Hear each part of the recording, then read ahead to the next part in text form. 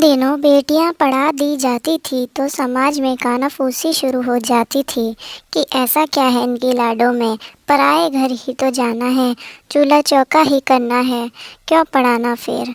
अगर कोई शौक पूरे करना चाहे तो बस समझो घर की औरतों पे आफत आ जाया करती। खैर, एक थी पवित्रा, 5 भाइयों की इकलौती छोटी बहन और बेहद लाडली। कई पीढ़ियों के बाद चौधरी खानदान में बेटी का जन्म हुआ था तो सारा परिवार पलकों पे रखता था। पवित्रा को नाचने का शौक बचपन से ही था, पर वो अपने खानदान के नियम कायदे जानती थी, तो बस कभी बंद कमरों में पैर थिरका लिए तो थिरका लिए, वरना कोई जानता भी नहीं था कि पवित्रा को नाचना गाना भी आता है। पवित्रा ने अपनी कॉलेज की पढ़ाई शहर से पूरी की। कोई ना कोई छोड़ने जाता और फिर लेने जाता था उसको कॉलेज से। कहते हैं कि पलके उठाकर भी कभी नहीं देखा पवित्रा ने रास्ता। स्नातक पूरी करते करते जान पहचान में ही रिश्ता भी मिल गया। ज्ञान नाम था उनका। बिना एक दूसरे से मिले देखे दोनों 7 फेरों के बंधन में बंध गए। अपने समय के इंजीनियर थे ज्ञान जी, खुले दिमाग के खुले दिल के, पर पवित्रा ने अपने मन की कभी उनको भी ना कही। समय बीतता गया, 2 बेटों और एक प्यारी सी बेटी के माता पिता बन गए दोनों। रहे शहर में पर हमेशा अपनी जड़ों से जुड़े रहे।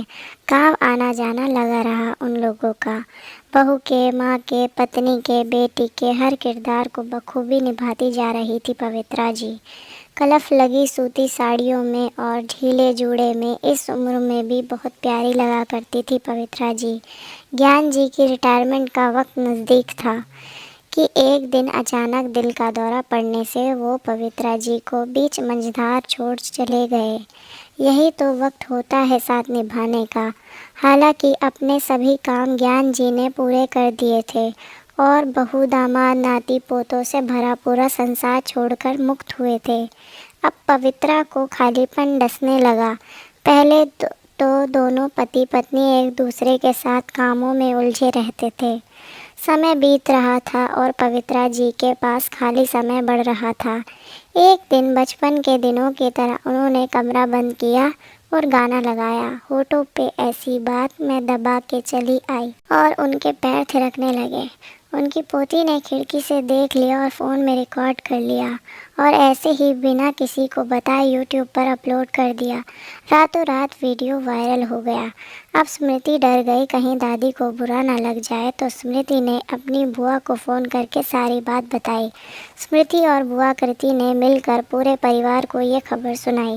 बिना पवित्रा जी को पता लगे वो वायरल हो चुकी थी। घर में सब खुश थे। आज सब इकट्ठा हुए थे घर पे और स्मृति ने अपनी दादी को क्रीम रंग की गोल्डन बॉर्डर की साड़ी पहना के सजा रखा था। पवित्रा जी बार बार पूछ रही थी कि स्मृति बेटा आज क्या विशेष है। स्मृति बोली, दादी बस थोड़ा इंतज़ार करो, बस थोड़ा।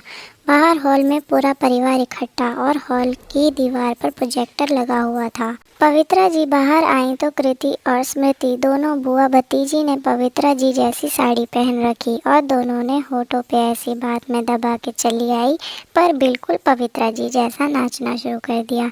पवित्रा जी थोड़ा घबरा सा गई, लेकिन उनके दोनों बेटों ने पास आकर उनको सहारा दिया और कहा, माँ आप कितना अच्छा नृत्य करती हैं, और सारी बात बताई। पवित्रा जी आश्चर्यचकित थीं। उनकी पोती ने उनका इंस्टाग्राम और यूट्यूब अकाउंट भी बना दिया था। पूरे परिवार ने मिलकर सेलिब्रेट किया और आज पवित्रा चौधरी एक जाना माना नाम है और डांसिंग दादी के नाम से प्रसिद्ध हैं।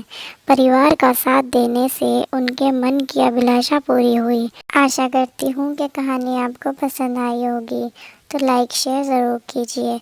इस कहानी पर आपकी क्या राय है हमें कमेंट करके ज़रूर बताइए, और अगर चैनल पर नए हैं तो चैनल को सब्सक्राइब करना ना भूलिए। कहानी सुनने के लिए आपका बहुत बहुत धन्यवाद।